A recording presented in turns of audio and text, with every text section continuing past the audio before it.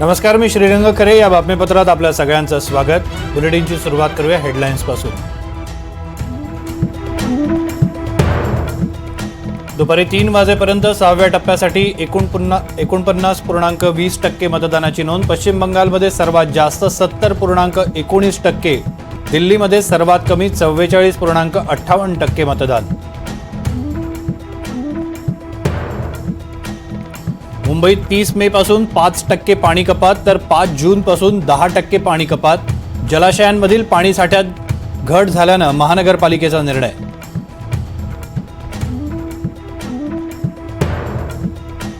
महाराष्ट्रात अनेक भागांना दुष्काळाच्या तीव्र झळा. मनमाडला 20 ते 25 दिवसांनी पाणी पुरवठा, तर संभाजीनगर, सातारा, पालघर, वर्ध्याची होरपळ.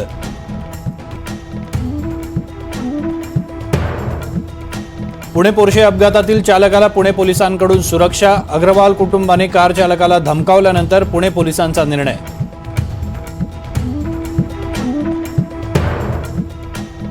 पुणे पोर्शे कार अपघात प्रकरणी आरोपीचे आजोबा सुरेंद्र कुमार अग्रवाल यांना अटक. चालकाला धमकावल्याच्या आरोपानंतर कारवाई.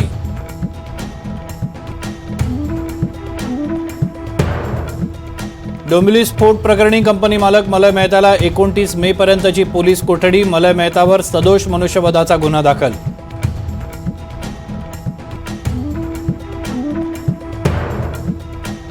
सामाजिक कार्यकर्त्या मेधा पाटकरांना 2 वर्षांची शिक्षा. दिल्लीच्या नायब राज्यपालांनी दाखल केला होता अब्रू नुकसानीचा खटला.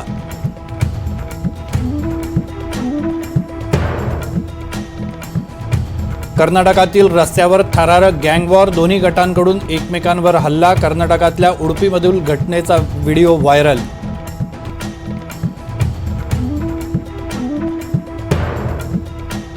छत्तीसगडमधील बेमेटारा येथे दारुगोळा कारखाना भीषण स्फोट. स्फोटामध्ये 9 जणांचा मृत्यू.